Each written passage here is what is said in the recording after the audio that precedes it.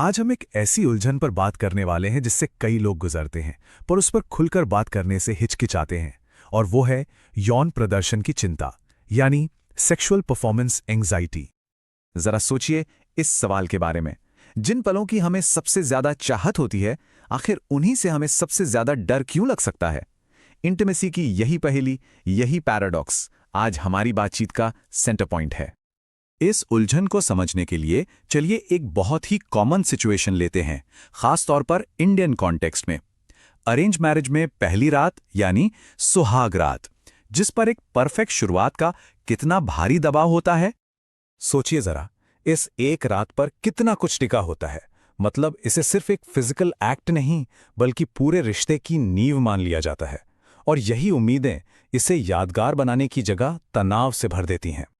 तो इस एक रात में ना, इमोशंस का एक पूरा रोलर कोस्टर चल रहा होता है। एक तरफ एक्साइटमेंट है तो दूसरी तरफ घबराहट और चिंता। ये जानना बहुत ज़रूरी है कि ऐसा महसूस करना बिल्कुल नॉर्मल है, और अक्सर दोनों ही पार्टनर्स इन्हीं भावनाओं से गुजर रहे होते हैं। लेकिन ये प्रेशर सिर्फ पहली रात तक ही सीमित नहीं रहता। तो सवाल ये है कि परफॉर्मेंस की ये चिंता, ये एंग्जाइटी आखिर आती कहाँ से है? क्योंकि इसके सोर्स बाहरी भी होते हैं और हमारे अंदर भी। एक बहुत बड़ा प्रेशर तो आता है मीडिया से, खासतौर पर पोर्नोग्राफी से, जो सेक्स को लेकर बहुत ही अनरियलिस्टिक उम्मीदें बना देता है। वो दिखाता है कि सेक्स कैसा दिखना चाहिए, जबकि असलियत में इंटीमेसी का मतलब परफॉर्मेंस है ही नहीं। इसका मतलब है आपसी जुड़ाव और संतुष्टि। और फिर आता है माहौल का प्रेशर, जो इंडिया में बहुत लोग फेस करते हैं, खास तौर पे जॉइंट फैमिलीज में, जहां प्राइवेसी मिलना ही एक बड़ी चुनौती है। ये एक बहुत ही प्रैक्टिकल प्रॉब्लम है जो कपल्स पर एक और लेयर का प्रेशर डाल देती है और उनके लिए खुलकर अपने रिश्ते को एक्सप्लोर करना मुश्किल बना देती है। इन बाहरी दबावों के अलावा कई बार तो हमारे अपने मन के अंदर ही बहुत कुछ चल रहा होता है, जैसे कोई पुराना बुरा एक्सपीरियंस, अपनी बॉडी को लेकर चिंता, या फिर रोजमर्रा की जिंदगी और काम का स्ट्रेस। ये सारी चीजें मिलकर दिमाग पर एक बोझ सा बना देती हैं। तो सवाल ये उठता है कि ये जो बाहरी प्रेशर है, ये एक फिजिकल प्रॉब्लम कैसे बन जाता है? चलिए अब मन और शरीर के उस कनेक्शन को समझते हैं जो इस चिंता को एक चक्कर में फंसा देता है। तो ये सेक्सुअल परफॉर्मेंस एंग्जाइटी आखिर है क्या? देखिए, आसान शब्दों में कहें तो ये वो सिचुएशन है जब आपका दिमाग इतना स्ट्रेस में होता है कि वो आपके शरीर को नेचुरली रिस्पॉन्ड करने से रोक देता है, भले ही आपके मन में इच्छा क्यों ना हो। और ये सवाल बहुत जरूरी है, आखिर ऐसा होता क्यों है कि मन में इच्छा तो है पर शरीर साथ नहीं दे रहा? इसका जवाब हमारे शरीर के फाइट या फ्लाइट रिस्पॉन्स सिस्टम में छिपा है, जो कि बहुत पावरफुल होता है।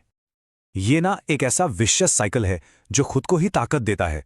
सब कुछ एक छोटे से ख्याल से शुरू होता है, क्या मैं ठीक से कर पाऊंगा? ये ख्याल दिमाग में एक खतरे का अलार्म बजाता है, जिससे स्ट्रेस हार्मोन्स रिलीज होते हैं। ये हार्मोन्स यौन अंगों में ब्लड फ्लो को कम कर देते हैं, जिससे फिजिकल अराउजल रुक जाता है। और जब ऐसा होता है तो अगली बार के लिए वो डर और भी पक्का हो जाता है। और ये जानना भी जरूरी है कि ये प्रॉब्लम कितनी कॉमन है। ऐसा नहीं है कि ये सिर्फ पुरुषों को होती है। रिसर्च बताती है कि 9 से 25% पुरुष और 6 से 16% महिलाएं इसका अनुभव करती हैं। और भारत में ये ऑनलाइन थेरेपी में डिस्कस किए जाने वाले टॉप 3 मुद्दों में से एक है। अगर इस एंग्जाइटी को नज़रअंदाज किया जाए तो ये सिर्फ एक एहसास नहीं रह जाता, बल्कि एक बड़ी क्लिनिकल प्रॉब्लम बन सकता है। चलिए देखते हैं कि कैसे लंबे समय तक बनी रहने वाली ये चिंता यौन डिसफंक्शन का कारण बन सकती है। और यहीं ये समझना बहुत ज़रूरी हो जाता है कि जब परफॉर्मेंस की चिंता पुरानी हो जाती है ना, तो ये इरेक्टाइल डिसफंक्शन या स्तंभन दोष का एक बड़ा साइकोलॉजिकल कारण बन जाती है। मतलब प्रॉब्लम फिजिकल से ज़्यादा मेंटल हो जाती है। और ये प्रॉब्लम कितनी बड़ी है, इसका अंदाजा आप इस नंबर से लगाइए। एक अनुमान के मुताबिक 2025 तक दुनिया भर में 32 करोड़ से ज्यादा पुरुष इरेक्टाइल डिसफंक्शन से प्रभावित होंगे। ये सिर्फ एक पर्सनल प्रॉब्लम नहीं, बल्कि एक ग्लोबल हेल्थ इशू है। हाँ, ये भी जानना जरूरी है कि इरेक्टाइल डिसफंक्शन हमेशा सिर्फ एंग्जाइटी की वजह से नहीं होता। ये अक्सर डायबिटीज, हाई ब्लड प्रेशर और स्मोकिंग जैसी दूसरी हेल्थ प्रॉब्लम से भी जुड़ा होता है। मतलब इसके एक नहीं बल्कि कई कारण हो सकते हैं। और शायद इस पूरी कहानी का सबसे दुखद पहलू है शर्म और सोशल स्टिग्मा। लोग इस बारे में बात करने से डरते हैं, डॉक्टर के पास जाने से झिझकते हैं, और ये चुप्पी इस प्रॉब्लम को और भी गंभीर बना देती है। तो क्या इसका कोई हल है?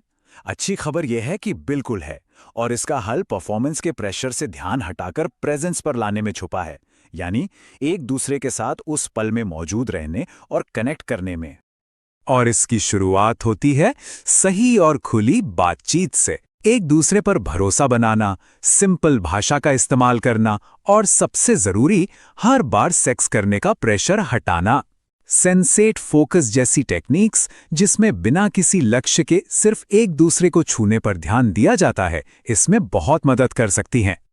पर्सनल लेवल पर भी कुछ आसान टेक्निक्स हैं जिन्हें अपनाया जा सकता है, जैसे किसी गोल पर फोकस करने के बजाय उस पल की सेंसेशंस को महसूस करना, गहरी सांस लेना, क्योंकि यह सीधे आपके स्ट्रेस सिस्टम को शांत करता है, और सबसे जरूरी, अपने दिमाग की चिंताओं से बाहर निकलकर उस पल में पूरी तरह मौजूद रहना।